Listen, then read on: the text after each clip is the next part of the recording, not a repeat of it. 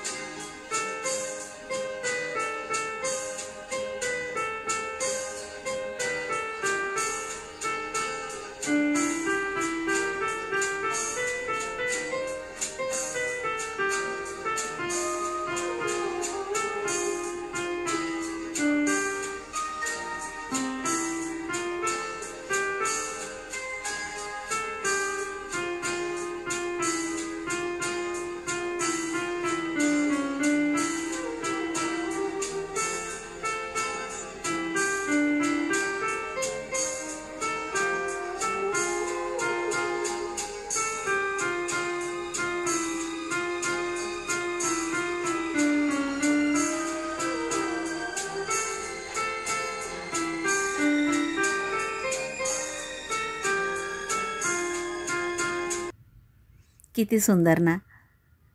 ही धून ऐकताना नकळत आपण गुणगुणत होतो ना. तुम्ही सुद्धा नक्कीच म्हणत असाल हे गाणं. कानात रफी साहेबांचा आवाज, ओ.पी. नय्यर यांचं संगीत, पडद्यावर ही मॅन धर्मेंद्र पियानो वाजवत असतो, गाणं गात असतो.